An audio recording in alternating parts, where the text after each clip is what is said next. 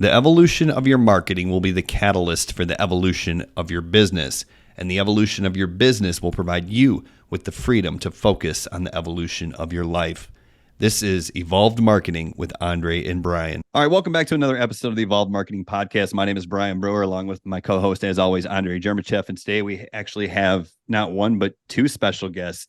And I'm really excited about these guests because while I haven't known them for a long time, they are a perfect fit for this podcast because they have quite literally blown up and burst onto the scene. Now, what we might discover is this is the overnight success, 7 years in the making, as people like to say, or maybe they just got lucky and their first product went crazy viral, but that's where they're at right now. They are getting a ton of attention. Their product has blown up on TikTok and probably other platforms. So without further ado, let's just jump into it. We'll welcome Zach and Hannah Pippins to the show, and we'll start diving into their story and this craziness that has happened over the last few months. So Zach and Hannah, welcome to the show today. Thank you. Happy to be here. Yeah, thank you so much for having us on. We're really excited to be able to sit down with you guys. Yeah, we appreciate we are it. super excited to have you guys. I mean, we haven't had a power couple like in our show before, so this is great for an episode. Well, guys, Zach and Hannah, where did you guys start with your online business? Where did everything get started?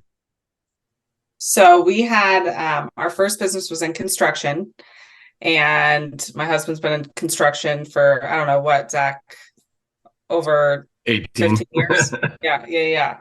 Basically since 18. So that was our first business. We called it Fix and Pippins. And needless to say, that business kicked our ass. And we learned kind of a lot from the School of Hard Knocks through that first business. It really taught us a lot of valuable lessons. And throughout that time, especially towards the end of that business, I had looked for online money making opportunities left and right. Affiliate marketing, MLMs, drop shipping, crypto, you name it. I tried it. And I learned a lot through the failures of that stuff too. I chased a lot of the shiny objects, I guess they say, and a lot of the money, and did it all the wrong ways for a while. And Zach can speak to his frustration from that, because I would always bring him like, hey, I want to try this. Hey, I want to try this. Hey, I want to try this. But through all of those errors and mistakes and kind of learning the ropes, we really learned how to do things the right way. So that was kind of the start. So it's definitely the, when you said overnight success of 7 years in the making, that's about exactly accurate for us. And then we got into marketing and kind of just freelance stuff, working with some local clients in our town. Kind of got certified in the grow.google space for digital marketing, learned all that stuff. Zach's really good at the back end, written form content. I'm more front end. Video form content. So we just merged our talents together, and that's where we ended up. Yeah, it's good to know that, you know, you've been in the trenches leading up to the I don't want to say homecoming. It's the coming out party, I guess is what we should call it, where you just blew up. So maybe we can talk about time frame here in a minute, but while we're still new in the episode and at the early stages of this episode, I just want to get into like what's happened over the last few months, because as an outsider who's been in the game for 11 years, seeing what kind of virality you're getting, like, to me, it's like, holy shit, right? I mean, that has to be the reaction, right? Yeah. Oh yeah. Zach can take this one because it's definitely not what we expected. Yeah, maybe Zach, if you could just kind of give everyone who's tuning in and not quite familiar with what is going on, what your current business is, and then what the hell happened with it. Yeah, so I mean, ultimately, we definitely didn't expect. I think we're sitting at somewhere in between 22 to 24,000 customers that have purchased the roadmap. Not what we expected by now. We our first initial goal was 1,500 community members by December of this year. So did not have any kind of an expectation for how many people have actually bought the product, joined the community. I think we're sitting at 14.3 or so as of the last couple of days. And, you know, the business is, Hannah and I, we created Changing Courses 11 is the actual business that we run together. And the concept behind that business is that as she explained, she's gone from idea to idea to idea. And while I was in the construction industry, I kept telling myself, there's other ways to make money. The kind of the progression there was, I'm working for other people. There's other ways to make money. I can make the money myself. Then the progression went to, I'm extremely exhausted. There are other ways to make money. And we started looking in more of the digital space. I became quite obsessed with websites and website builders. I started with Squarespace and worked my way all the way up to WordPress and Webflow, and was all self-taught on all of those aspects. And then we started to realize that marketing was one of the things that we really were most interested in. So that's what Changing Courses 11 is. And we do have a lot of end goals in mind for that. But for now, what we're focusing on is that beginner, that person that has never touched an online business, or maybe they've been doing online business for 1 to 2 years, that they don't fully understand the importance of building a foundation for themselves, either as a brand, as a business, and getting those things organized so that they can do more effective work for themselves online. And that's kind of that starting point. I think me and Hannah agreed that we wanted to tackle right there. And then as far as the roadmap, as of right now, we're completely redoing the roadmap for the Roadmap 2.0 update. And that's how we wanted to make this, is something that could be grown over time so that the people that do have it or eventually get it are consistently kept up to date with what is most important and if any changes come about. And I think that's everything in a nutshell, unless Hannah has anything that she wants to add to that. But yeah, that's pretty much what the business is, where we are, and where we're going. So really cool. So from an outsider, someone who's purchased your product, your digital product, which, as you said, is called Roadmap, or Roadmap to Riches was the original name. I don't know if Roadmap 2.0 is the new name or if you're keeping everything full, but the bottom line here is this is exactly what you're saying. It's a course designed to help beginners launch a business. And more specifically, really, it's focused on a digital products business, at least from my standpoint. How do you sell information? How do you sell a course? Which is great because it's a $200 to $300 billion per year industry that's growing by all accounts. It should be at least $500 billion, so $500 billion by 2030, probably more. The self-education industry has taken over. Many of us sit here, went to college, spent 40, 50, 80, 100 grand on college, and then got some entry-level job or never used our degree and got frustrated with that. So we've turned to self-education. Myself, I'm self-taught. I've been in the business for 11 years. Y'all seems like you're self-taught as well, diving in, learning, doing, and now teaching.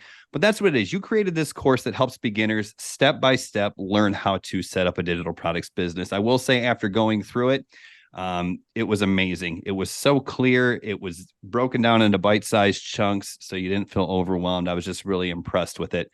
But one of the cool things about it is it comes with Master Resell rights. So if somebody wants to start a digital products business and they're like, oh, I'm not really an expert in anything, I don't know what kind of course to create, they can actually turn around and sell the course. People have varying opinions on this, but I think it's amazing because it cuts down the time that you can actually get to market in half, because while you're learning the product, then you can turn around and market it more effectively. And because of the Master Resell rights, I think that has a lot to do with the virality of your product. Yeah, so a lot of the products that we came across that were in the licensing space were really just not very quality. And we thought, well, why don't we just create our own and make it very I think there's two things that account for the virality. I think the community is one, and I think the updated product and the quality of the product is two, right? Because typically in this Master Resell right space, for those who knew about it prior, most people didn't know about it. Number one, most people had no idea what Master Resell rights was. Number two, the ones that did, they knew the products weren't very high quality. And then number three, they didn't come updated. They were very static. They never were, a lot of them were out of date, created years and years and years ago. It doesn't really apply to today. So the value prop where we add an update when needed and then we have the free community with it to give people continuous support. I think were the two kind of extra value props that contributed to the virality. And yeah, it was an idea. We went with it and never looked back. I mean, it works. I mean, you're teaching people how to basically make money online, you know, in a way, and at the same time getting 100% of the profits. Like that's super. I haven't seen this in the online world. I've been doing this for 3 years, not as much as Brian for 11 years, but I've never seen something like this like blow up like so fast in the internet, you know, and it's been amazing, all the feedback that I've been noticing. But also not everything is good, right? There's also drama. There's also, you know, I guess you can say haters. What are some of like, you know, the bad experiences that you have been dealing with? That's a laundry list full, to be honest with you. But overall, it's really positive. We have an incredible support system within the community that really keeps us going.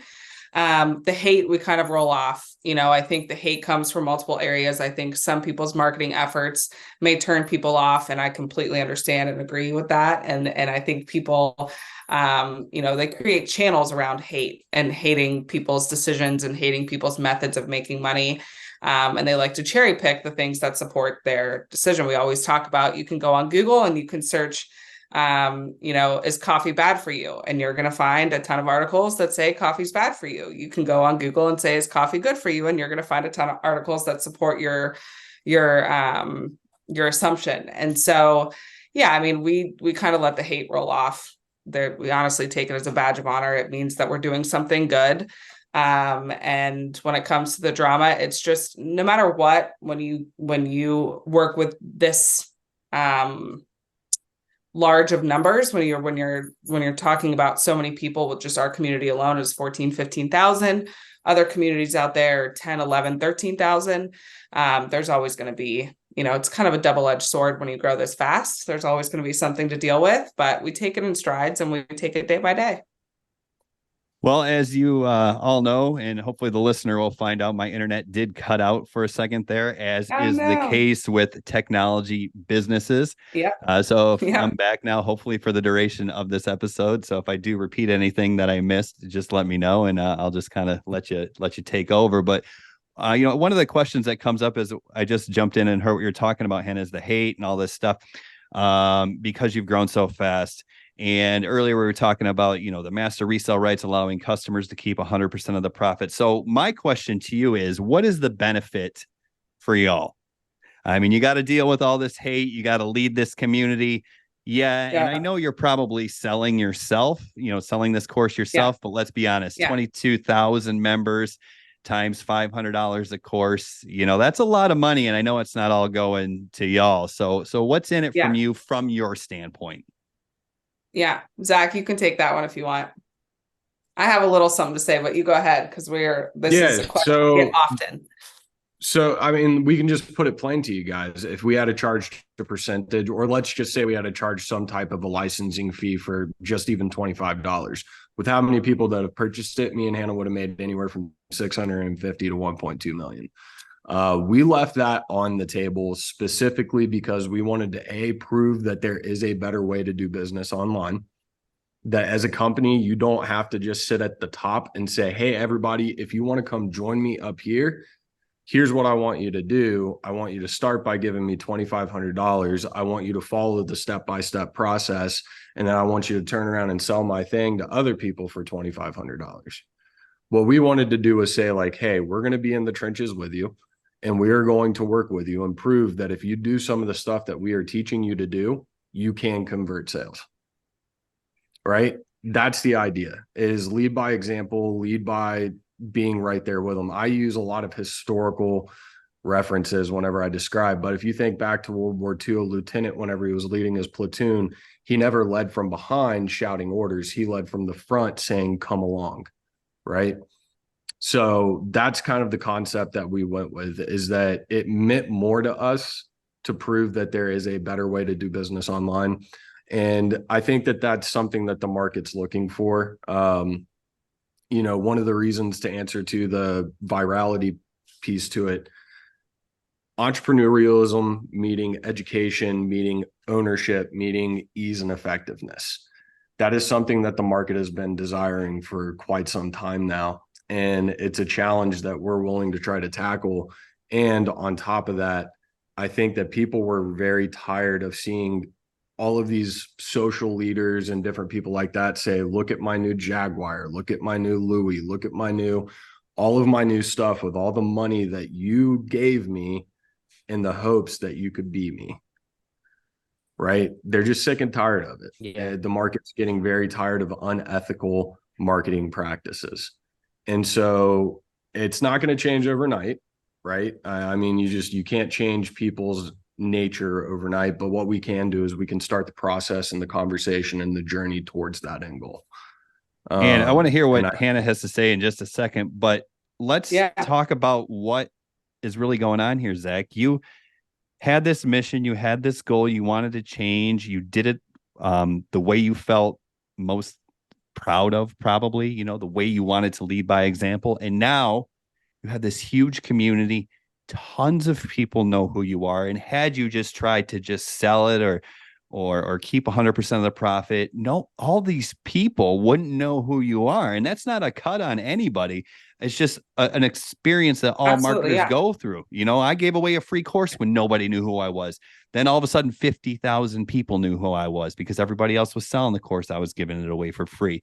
So there's a lot of value in being known. So Hannah, I want to hear what you have to say about it as well. Well, that's a great segue into it, because I was going to say we teach a lot of foundational and especially with what's to come in Roadmap 2.0, because we always say when we first started this, we made the commitment that we were going to evolve the course over time based on community feedback. Well, that kind of took a tour because the community blew up way faster than we expected. And so there was a lot that we have been working to add, but the community management piece is such a time consumer, so to speak, because we're just constantly working on, community things. But yeah, I think the best benefit for us is just a good foundation. You know, we're set on a really good foundation. We have a lot of attention, which honestly we didn't expect, but it's a good thing because it gives us a good baseline to create more things in the future.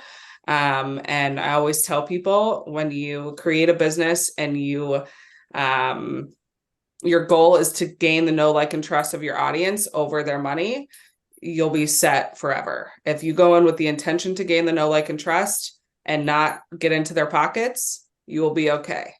And so it's more of, we preach that, but we also practice it every day.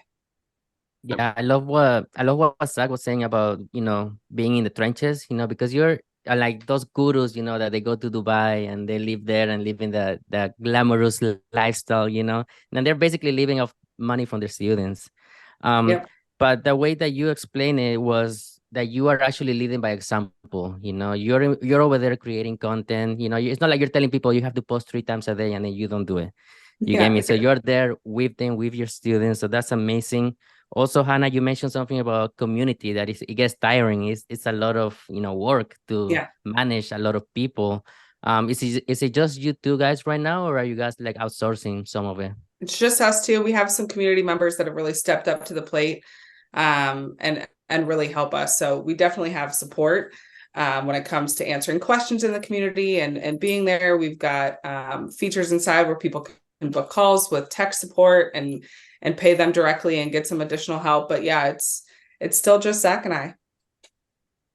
Yeah, which I think actually helps out with a lot of people's motivation, because like you said, we don't just tell people post 1, 2, 3 times a day, but we also tell people the truth whenever we fall behind on posting. Oh yeah. Because the truth is when you're first getting started out, you're not going to probably get a post in every single day, 1, 2, 3 times a day. Right. Mm-hmm. And so we feel like that honesty is something that people really were wanting. Right. Because let's be honest, like, we started our podcast and week 2, we missed an episode. Right. And it's because we got so busy, we got behind, we started recording it and I messed up the recording. So now we're behind a podcast episode. Not something. When we tell people about that, they're like, oh my gosh, I know that happened to me too. Or I was trying to film my TikTok and the kids got in the way, or whatever the case is, and they feel related to that. I mean, here's the thing: we're not perfect, right? Like we make mistakes too, and we're in there with them. We're doing the work with them. Yeah. Yeah. So everything that we teach people on is something that either A, we've experienced, or B, we have done ourselves and we've seen success with it.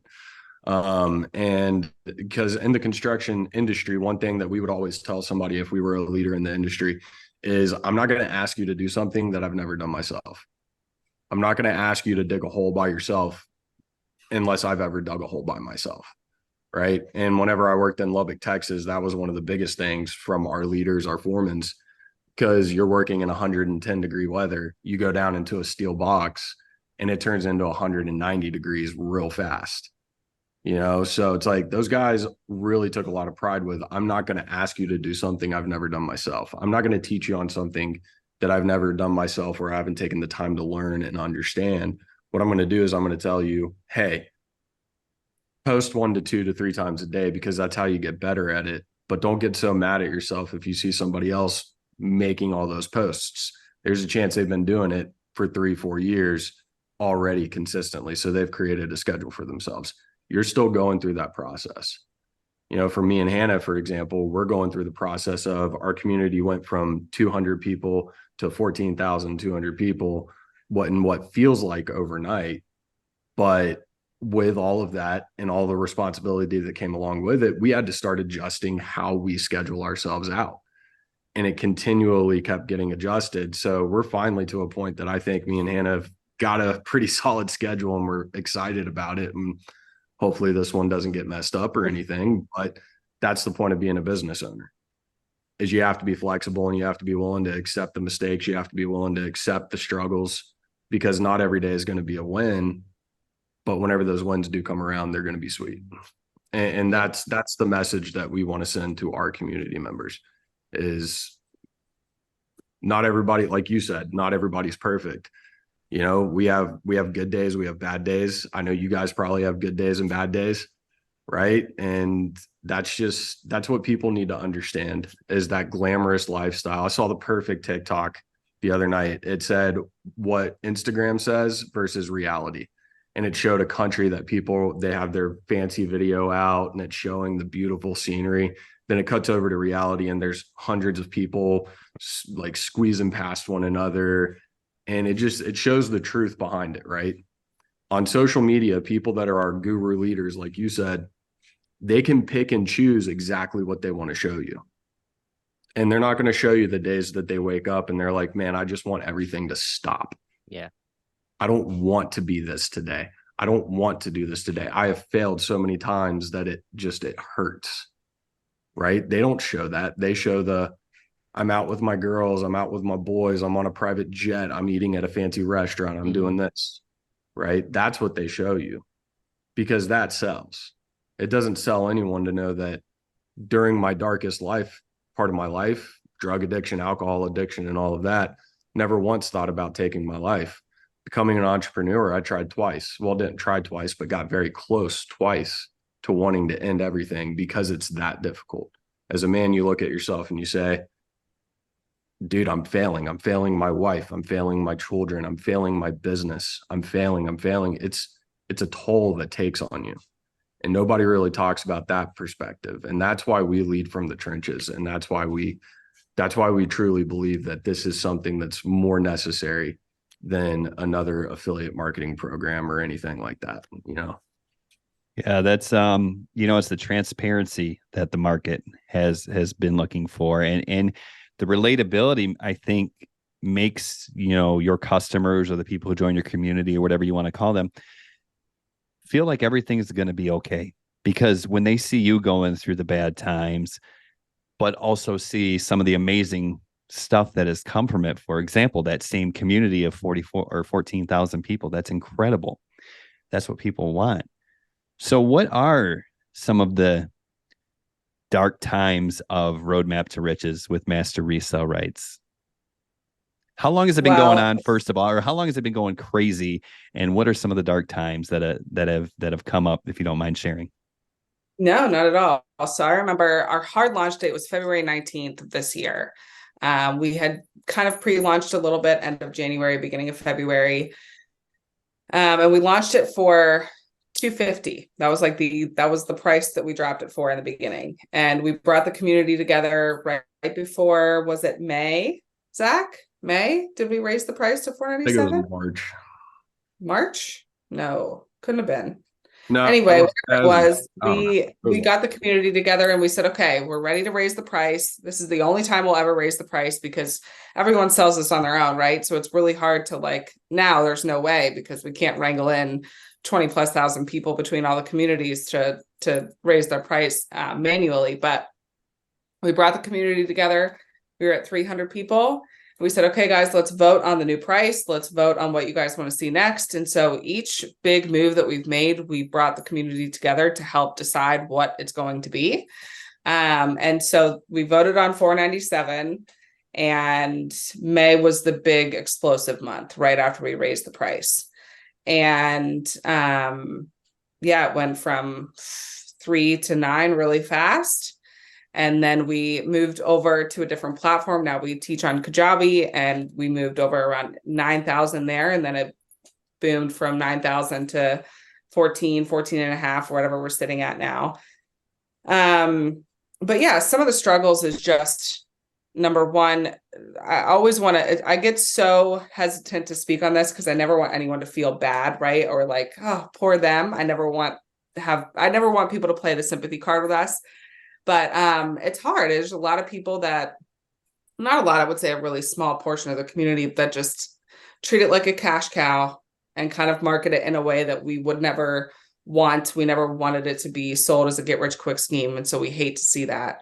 And then just the back end management of people breaking distribution rights, or people selling for whatever price they want, or kind of leaving their customers, hey, go to Hannah and Zach, they'll take care of you. But it's like, no, we never got a dime from them. We're like, we all have to work together, right?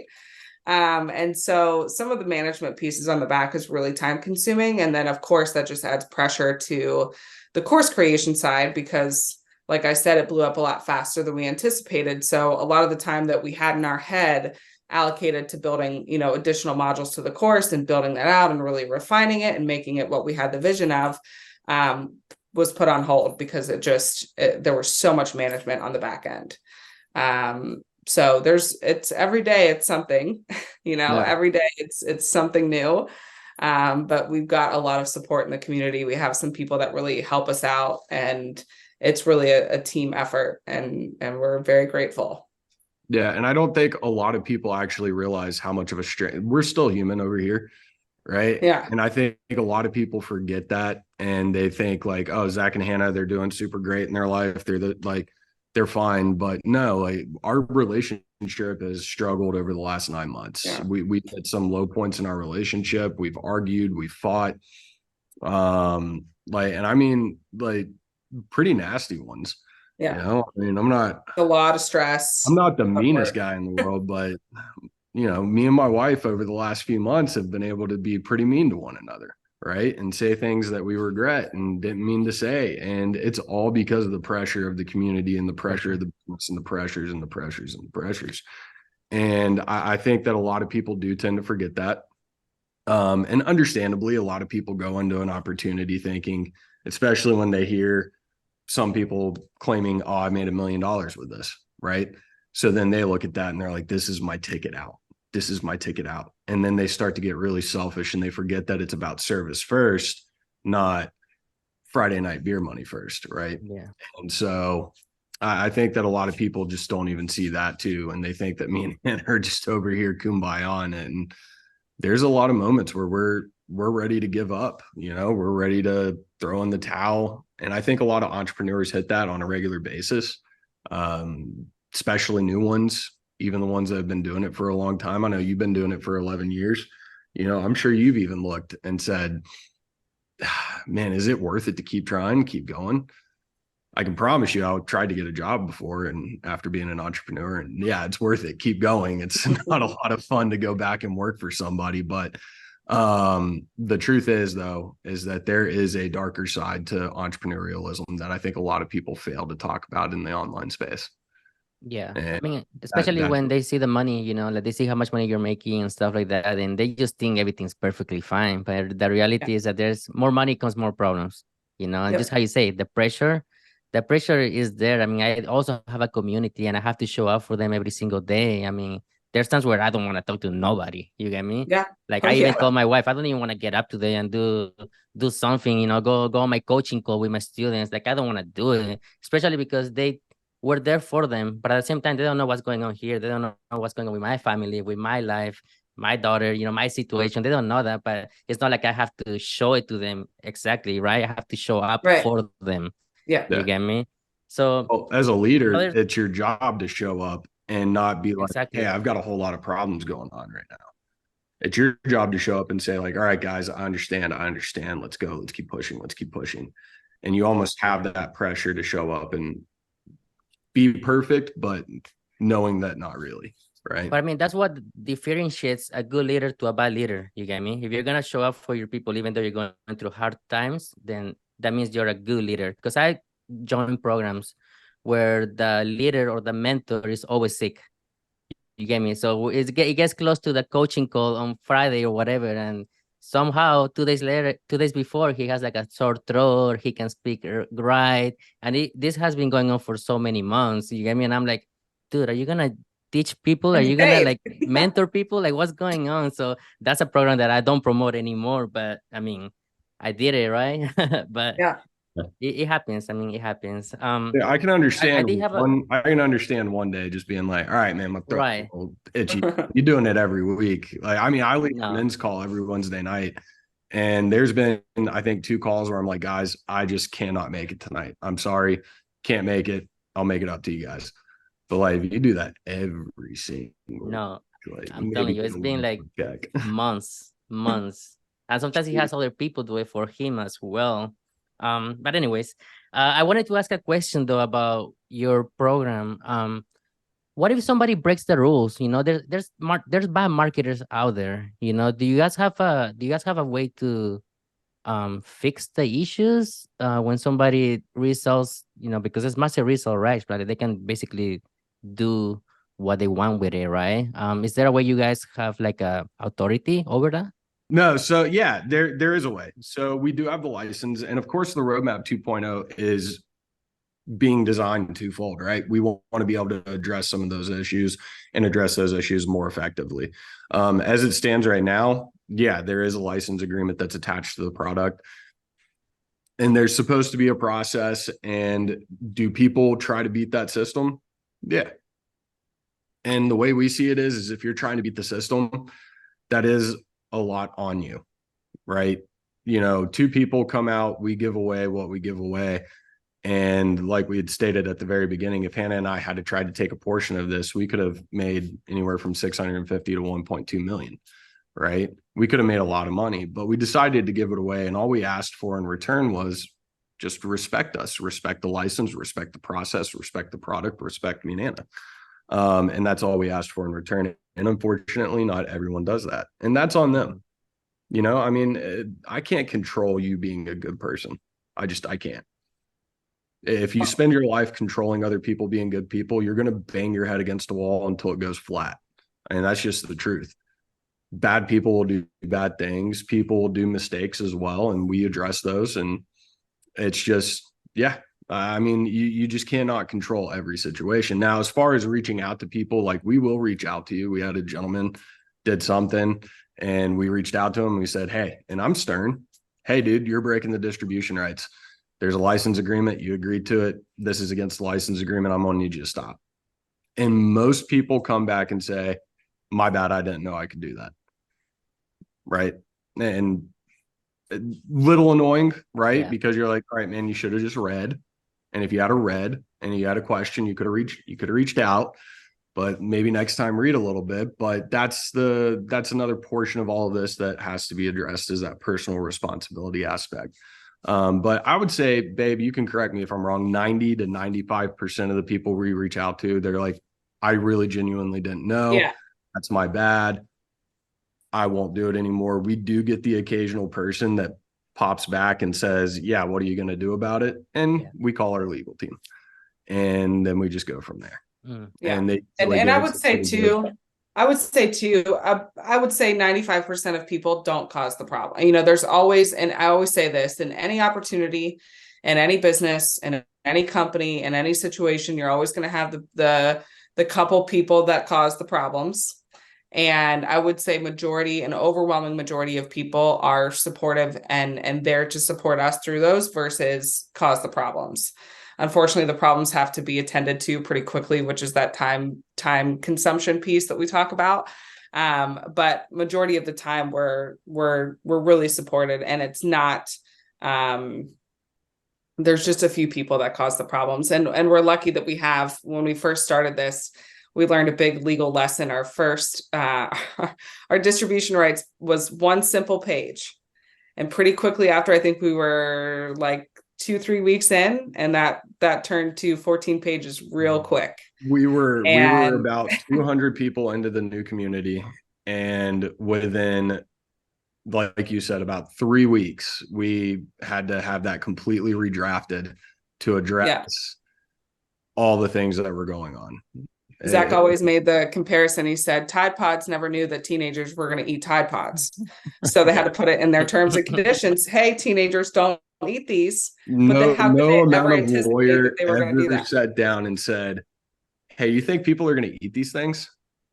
Right. We should put that in our terms and conditions that they're not supposed to do that. Yeah. Right? But then you have to act after the fact. And I guess this is something we need to cover. And, I've been in the business of teaching beginners since 2016. And when you are in that space or that market or that niche, however you want to look at it, I think you do run into that a little bit more because there's desperation. If someone's in the beginning stages, generally it's to get out of a bad situation. I was in a situation where I was working 60 hours a week and had no time for my family and, spent all their money every month and didn't have any savings. So that was my desperate situation. Now, luckily, I never turned to the black hat side of things, but, some people do. And I guess you can understand it. The other side of that is when you're dealing with beginners who are starting a business, they really have nothing to lose at this point because they don't have a business.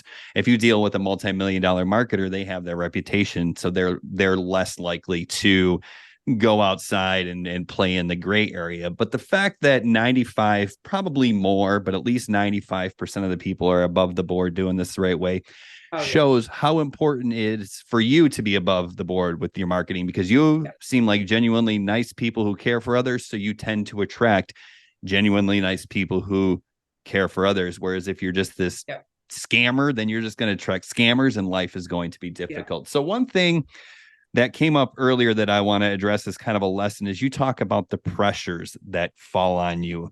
And Andrei said more money, more problems. And that's something I try to really hammer home to beginners is, in the beginning, it's going to be tough. You have a full-time job, you have, lack of knowledge, which makes everything take 6 times as long. It's a lot of pressure, but guess what? That never goes away. If you're successful, hopefully you're going to have pressure. So you may as well embrace that. One thing that I want to know, and this is just for my own knowledge, you said you kind of really started blowing up, I think, around May after the price increase, just for curiosity's sake, right? Because of the business model, you sell it, you have other people market it, they keep 100% of the profits. Can you look back and think of maybe you don't have to give names if you don't want to, was there 1 or 2 marketers that really blew this up? Not for you, but, helped you blow this up? Or is it kind of like a collective community? So in the beginning, I would say we always talk about the pivotal point at that 200, 300 mark.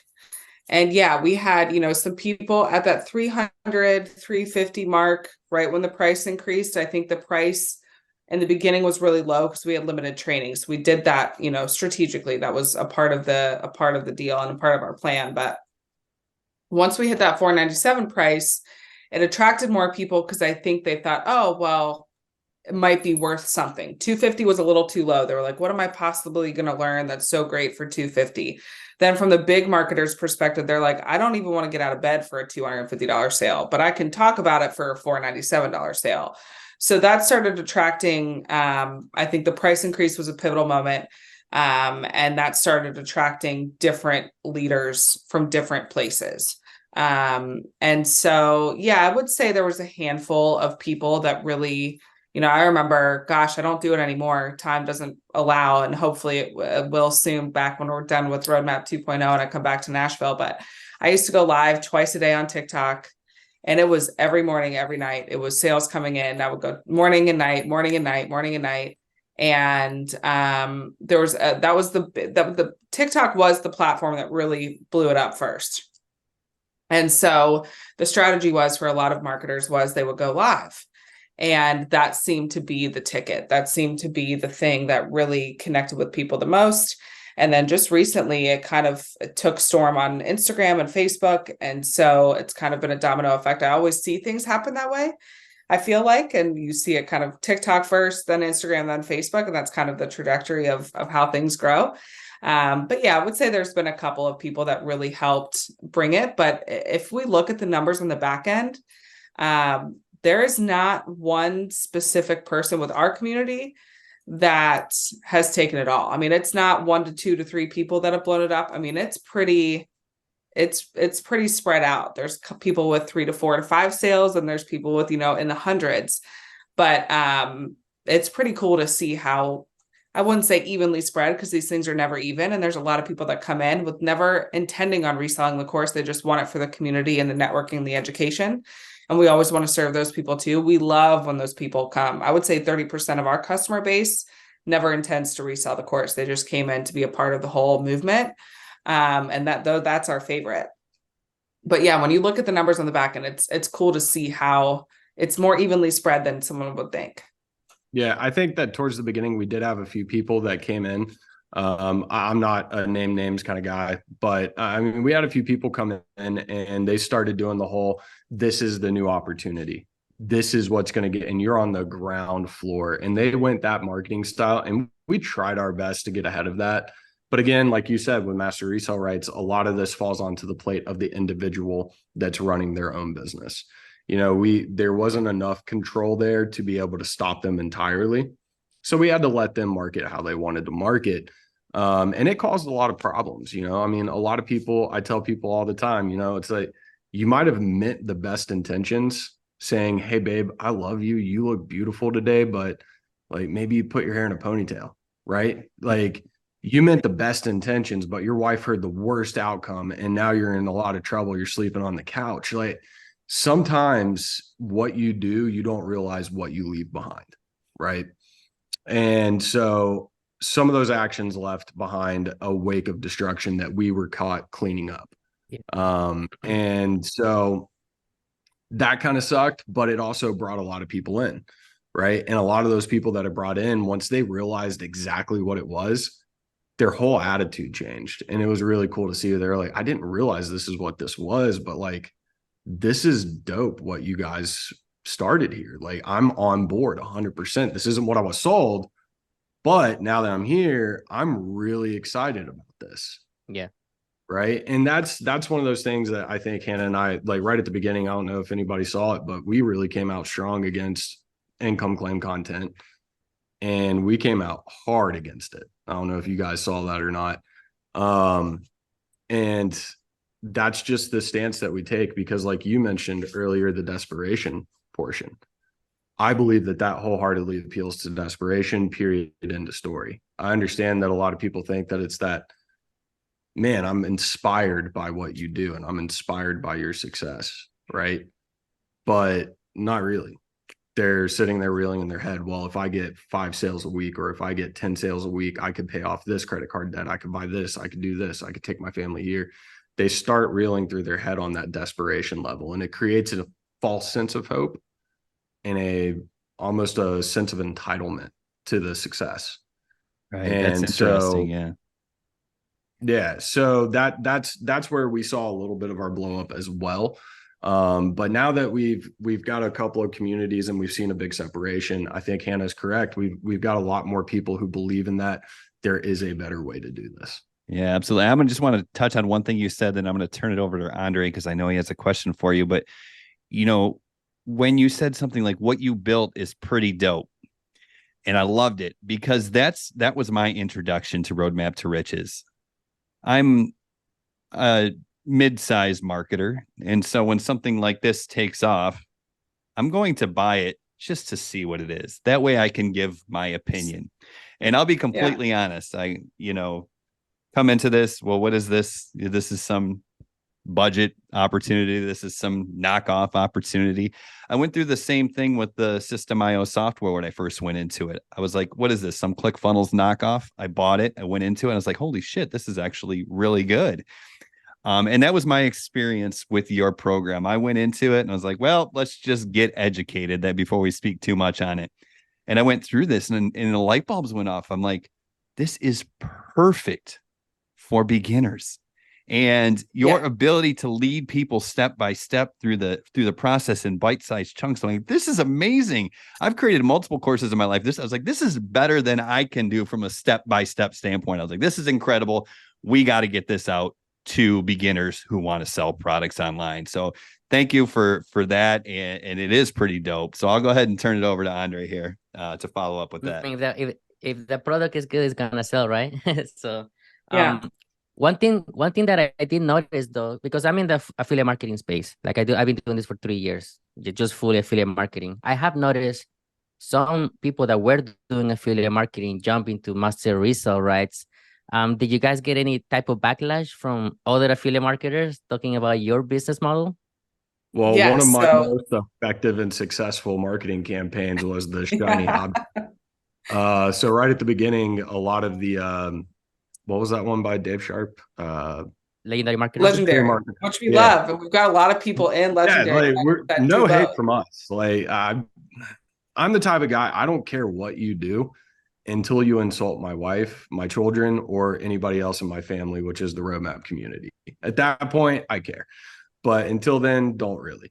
But they started calling us the shiny new object. So I said, all right, guys, if they want to call us the shiny new object, let's do the hashtag shiny new object. And you guys tell them what it is that you're learning, how this has helped you, what it's done for you, et cetera, et cetera. Kind of like own up to it, right?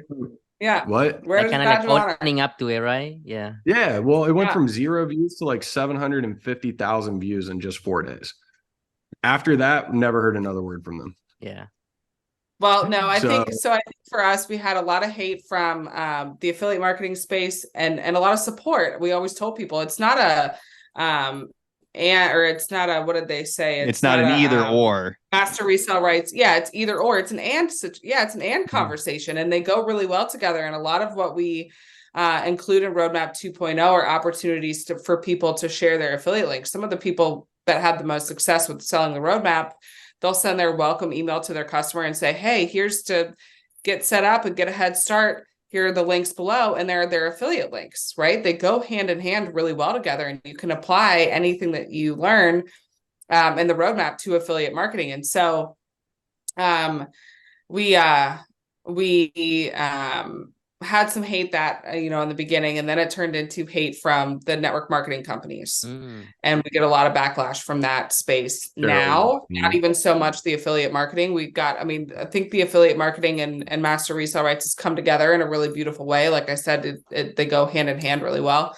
And so does network marketing. I think a lot of these things, I was in the network marketing space for a while, and a lot of the things that I was missing, especially with the automation pieces and being able to follow up with your customers and have email automations and have branding. So you're not branding yourself to the company. Instead, you're branding your own, your own brand yourself, and you're just using the company as a leverage tool to make money.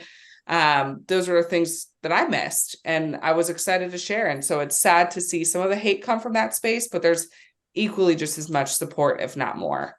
And I think it's really cool that you said it's an and conversation, because that's exactly what it is. This is not the first Master Resell rights or white labeled or PLR product that I've sold in my career. I'm a front end affiliate marketer, course creator, but guess what? It's when you solve one problem, it's going to open up another set of problems. So I treat this as a marketer as a next step. I've created content on it just to see how it performs, and so I can give feedback to people who buy through me. But I don't promote this publicly. I promote this to my list after they go through the affiliate marketing course or decide affiliate marketing is not for them. They want a new opportunity. They want to sell their own products. This is a next step opportunity for my list, and it does very well when positioned like that for anybody listening. It is an and conversation. It's not like people are sitting here with $100 bill and they can only put it one spot. people are willing to spend more money to solve their problems, especially if they're already solving money and starting to solve their problems. So it's absolutely an and conversation, and the market will come around. And some of it is just people see all the attention and they just want a piece of the action. So they'll trash it just to get the views. And that happens. That's part of the game. I've been trashed, by a past guest. We've obviously don't have no beef over it, but I had a lot of views at the time. I was early to TikTok. So people wanted my attention, and that's just fair game. For the most part. Some people take it too far. But one thing as we get towards the end of this podcast, I want to talk about and give you the opportunity to talk about is your vision for the future. You mentioned it earlier, but we really haven't gone into what's going to happen beyond 2.0. You said you have other plans. Where do you see this going in the next 5-10 years, maybe? What do you got on the back burner, front burner, over the horizon? So I can take this Zach's the vision real quick, guy. And then I'll let Hannah also throw in her 2 cents, or I guess not let you, baby. You can You're the vision guy anyway. trying to be PC here. No, so as of right now, there is a couple of things that are on the burner, right? But we don't want to share them with you just yet, because before we do and anything goes public, we always take it to our community first. We allow them to do a vote. We fill out a tally form for them. We submit it to them, and they get to actually let us know, yes, that is what we would like to see. So whenever that happens, we'll be more than happy to share that with you. But it is based off of we provided a survey to our community. We are almost triple our sample size. So this is an overwhelming something. So we're really excited to be able to produce that. Now, as far as the next 5 to 10 years, obviously our mission is to develop a better experience for everyone that we serve online. So how do we do that? We continually push the boundaries of modern business and the norms within online business. I think one of our most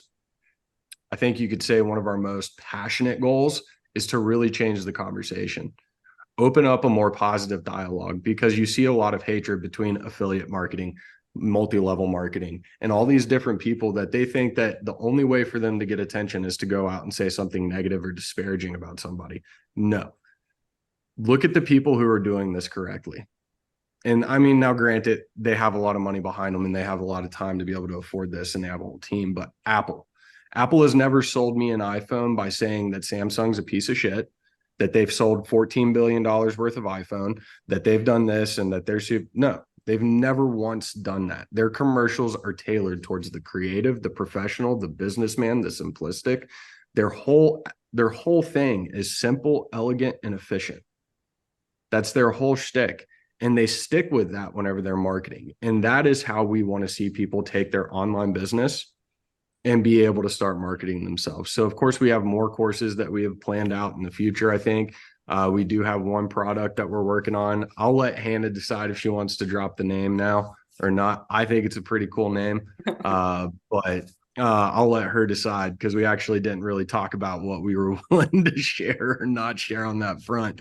And then of course we want to focus on our podcast and focus on our YouTube channel, because that's where we think we can really challenge the most change in a conversation. And that's really and truthfully what we're focused on right now. Now, we do have plans for Changing Courses 11 to branch out into actual branding packages and different things like that for larger scale businesses, that medium size, anywhere from 50 to 250 employee range. And we'll eventually work our way into that category as well. But for now, we're really focused on the beginner and focused on that conversational change. And it sounds like you're focusing on the evolution of the digital marketing industry, really. Yeah. I think 100%. The biggest thing for me, my vision is to really, when I say we want to change the conversation, it's not just the conversation, but more about what we share and how we market. Right. I'm a very authentic storytelling, value-driven kind of marketer. And I think that's really big. I think it's really big to not just talk about your product all the time. I think it's a really good idea to build that personal brand behind what you sell. So you can open yourself up to sell whatever you want. When you take those baby steps and you start to, again, go in with trying to gain the know, like, and trust versus make the money, and take people through that journey, I think that makes your audience a lot more connected. you more connected to your audience. And so when I think for the future, I get a lot of hate for some of my opinions too, especially around the income claim content. And I'm not talking celebrating yourself and authentically storytelling your successes and your wins. I'm talking, hey, I made $10,000 today, and so can you. I hate that kind of marketing, and that's a lot of what we see in this space. And so, yes, that's the easier way. That's the lazier way to market, so to speak. But really pushing the notion that this stuff is hard, but it's worth it. And anything worth it is you're going to have to fight through the fire to get it, and really change that conversation, but also help people develop those strategies that they can rely on long term. And so I think the next product after 2.0, I can't say it. I'm too nervous to say it because it's just not solidified in yet. our defense, we have a lot of competition popping up all over the place right now. Well, we're playing a lot of our plans close to the chest. Yeah, we're definitely I have an building entire silence Notion kind of people. document that's laid out with our business plan for the next 5, 10 years, 15 years. But it's like, every time somebody asks me, I always think to myself, like, man, what if my competition hears and maybe they have just enough money to be able to beat me to the punch? Like, I'm just going to keep it to myself. We're really excited. We're going to be able to announce some stuff soon. But we definitely, we believe in working in silence. And we've been doing that for the last, 8 months?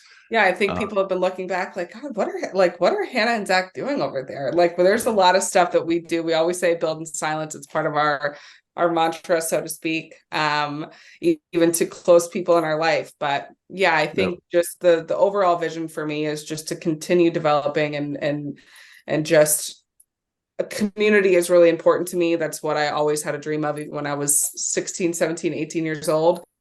And so I'm constantly thinking of ways we just had a community member. I drove to Cincinnati, and her and Zach, she lives in Northern Ohio, and she came down to see me to my parents' house yesterday, drove down to meet me for the first time. And so her and Zach concocted some kind of surprise. So it's like the community aspect is super, super important to us.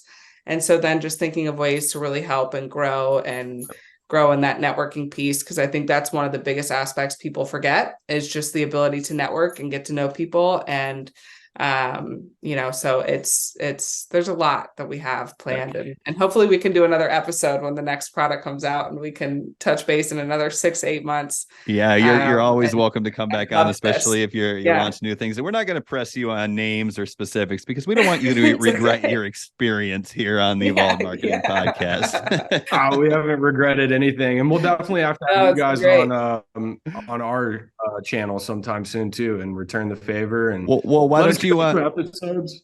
Yeah. So let us come on. Why don't you let us know where people can find your new podcast here and find you? Yeah, Zach, you go ahead. It's Changing the Script, Changing the Script podcast. You can find it at changingthescript11.com. And right now we just have the one episode. Like I said, I fumbled the ball on episode 2. So we are going to be launching our second episode this Friday. It's going to be a solo piece, and then next week we'll bring in Hannah again. But we would definitely, like, once we maybe get like another 5 or 6 episodes up, so that you guys don't feel like you're just like right there at the beginning. Or unless you guys want to come on before then, it's all good. But we'll definitely have you guys on with us. We'd love to, and then we'll just kind of flip the script, and we'll see what makes you guys tick. Well, let's do a little test right now. I mean, usually what me and Brian do is that we like to flip the script at the end of our episodes. I love it. So we give you the opportunity to ask us any questions if you guys have any questions. Not that we're getting to the end of this episode. I love it. Well, I just want to say before the end, thank you guys for having us on. It was really enjoyable. I love these just kind of spur of the moment, not spur of the moment because you had asked us a while ago, but just off the cuff kind of conversations, and you guys made it really enjoyable. But where did you guys start? What was your initial, you guys kind of alluded to it before, but what was the beginning of your journey, and why did you start trying to work online in the first place? Well, are you asking individually or like when we started? Individually for each of you. Okay. Yeah. So I started, my background is restaurant manager. So I used to be working in the food industry for so many years. And it got to the point, just making bad decisions throughout my life, that I was in debt. I didn't have any money to pay my rent and stuff like that. So then I went online and I was like, how to make money online, right? So this was in 2020 in the pandemic. So affiliate marketing was everywhere, popping up on social media. So I decided to dive in, and I was able to get out of the situation that I was because of this That's amazing. business model. Yeah. Yeah, that's awesome. So And I that's what you do started, full time now? I'm sorry. You do that full time now? I do this full time now. That's It amazing. took me 6 months to quit my job. That's incredible. So since then, I never looked back. Yeah, that's incredible. Thank you. it took me 4 years to quit my job. But yeah, I started in 2012. And I mean, my story is my daughter was born. It was our first child. She was 4 months old. And I'll never forget the date. It was October 12th, 2012. And the reason I remember that is because it was 2 days after my wife's birthday. And it was just like, life was so great because we had this new daughter that we were raising, and we were living in San Diego, and it was really cool. But I was working a lot, as I alluded to earlier. And I mean, that year, I mean, it was like I said, we weren't poor. It's not like the electricity was going off, but I mean, that year I could barely afford to buy my wife a birthday card, like to rationalize it, And it was just like, there's got to be a better way. So back then there was no TikToks to look up, and YouTube was in its infancy still, really, and there was no Instagrams to follow. So I just did the Google searches, how do you make money online? And, I went through all the business models in my head. Should I start an agency? I don't know anything. Should I start a store? Should I start whatever? And what it came down to is I just really didn't have a lot of time or money to deal with clients or take on inventory. So it was like, it's got to be affiliate marketing. And I started with as grassroots or bootstrapped as you can. I did not want to risk any money before I proved the concept. So I literally went on ClickBank, found an affiliate product. That's awesome. Spam the crap out of Craigslist. I came up with a little hack in the gig section that allowed me to use the Gmail vacation responder as an autoresponder. And as crazy as it was, I learned a lot from that about actually starting a business and the automation and building your email list and following up with people 24 hours a day when it made sense for them. So yeah, I took that first few couple $100 and reinvested it. And I went into WordPress, like Zach mentioned earlier. I learned how to create product review blogs. I dug into SEO and ranked some of them and learned a lot about niche selection and product selection and what size markets have to be in order to make any sort of significant money. And then the coolest story I like to tell about my beginning experience is as I was starting to gain steam and I was getting the blogs up to like $3,000 to $4,000 to $5,000 a month in passive income, two things were happening. I was getting burnt out because I wasn't enough to quit my job. So I was working in the restaurant and then focusing on the blog, and I was just getting really just burnt out and I had less time. So I started cutting back on the restaurant to more of a part-time so I could focus more on growing the blogs. And somewhere around that time, I was working in a pretty nice restaurant in Uptown Dallas, and it was the beginning of the dinner shift, and I saw this beautiful Ferrari 451 pull up into the valet, and this 25-year-old kid get out of it, and he sat in my section. I was like, I got to figure out what this kid does because he is 25 years old and he's driving a Ferrari. Like, I got to figure this out. So I waited on him. He handed me his credit card. When I ran it, I made sure I noted the name, and when I went home, I started Googling the name, and it turned out to be Alex Becker, who I don't know if you know who Alex Becker is, but wow, I know Alex Becker. Yes. Yeah. I mean, he's just like one of the biggest marketers online, and now he's got amazing software. So I was like, I'm doing whatever he does. And that's what I did. I sold all my blogs. I made a decent chunk of change, enough to sustain us for 6 months. I quit my job and I went all in on YouTube. Wow. I was like, Alex Becker is going on YouTube and creating courses. I'm going to go on YouTube and I'm going to sell courses. That's what I'm going to do. So I created this drop shipping course and realized I don't have anybody to sell it to. So I made the best decision I ever made, and I decided to give it away for free. I created micro trainings on YouTube, gave the course away for free, exploded. I grew my list to 50,000 subscribers in 11 months. I hit my first $50,000 month in 11 months, all through affiliate links that were in the course. My YouTube channel ended up peaking at like 75,000 subscribers, all because I was just like, yep, everybody else is selling this crap. I'm going to give it away for free. And I've used that free course model. What everyone else is doing. Yep. Yep. I still use that model to this date, and it's gone through many iterations, but yeah, that's where that's kind of how it all started. And that's how I got to where I am today. Well, Which we I love think is that so I much. think that is a very valuable lesson that anybody listening can really walk away with, is that first off, if you see everyone else doing A, do B. Or if everyone's zigging, zag, right? And the reason I say it that way is because, like, yeah, market product, market production, all that stuff, right? Whenever you go through and you're trying to determine what it is that you want to do for yourself, yes, you need to do your market research. You need to look into what the pain points are. Is there a valid pain? How do you know it's a pain? And what does good look like? Right? Those are the things that you have to ask yourself, because what you figured out was everyone else is selling. Everyone wants this. So I'm just going to give it away for free. I'm going to build my reputation. I'm going to build my reputation as an expert and be somebody who's decent and does well in the business. You put your affiliate links in there, which I think is the best way to use affiliate marketing.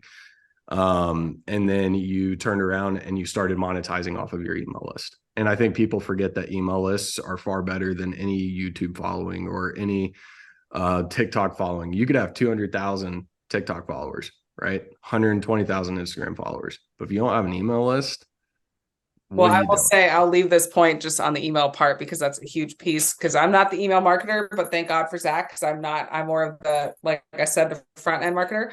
But it's funny to see just over the past couple months why we've been so bogged down with time. Thank God for email marketing, because it has outperformed everything for us over the past, quarter. Email marketing is an amazing tool, and that's something we really look forward to. We teach a little bit in the current roadmap, but like really expand upon, and copywriting and all that stuff in roadmap 2.0, because even I, just to see it work is just at the extent that it has, email marketing is a beast. It is. And I'll give you a Mark. very specific hard number. I am currently selling a front end product, and I'm running cold traffic ads to it. And the first product is $9. Okay. I can spend up to comfortably $75 per $9 customer on my ads because of email marketing and still be very profitable. So yes, it Yep. is. The national It is average, key. I think, just went to $42 for every dollar spent. Yeah. It's like 42.72 or something like that. Some stupid number, but let's call it $42. Yeah. But Your best return on like, your investment is your email, because it's the hottest traffic oh, and you can reach it on demand. And this isn't 2015 anymore. You're not entitled to your followers like you used to be. It doesn't No. matter. yep. Well, your account could be shut down at any point. Like I have, what, TikTok is my biggest performer, and sitting at 120,000, but even just doing the math on the sales at this point, very, today, we're seeing more sales from email than we are from that account, which is, again, partly because of my personal performance on the account is lackluster these days as far as frequency, just because we're so busy. But it's crazy to see. It's crazy to see the return. So we're excited to really teach on that, because I think that's a big marketing piece that a lot of people miss. It's a game changer. And, I could talk to y'all forever. And so I know. I do want to be respectful of your time. And I know y'all are super busy and you got things to do. So Andrei, Yeah, sorry do you about have that anything? ding just then. My podcast do not disturb just like turned off, and then my whole phone went nuts. Oh yeah, no worries. We've had some Yeah, that's technical okay. issues, but that's life with online business. You just roll with the punches and keep going.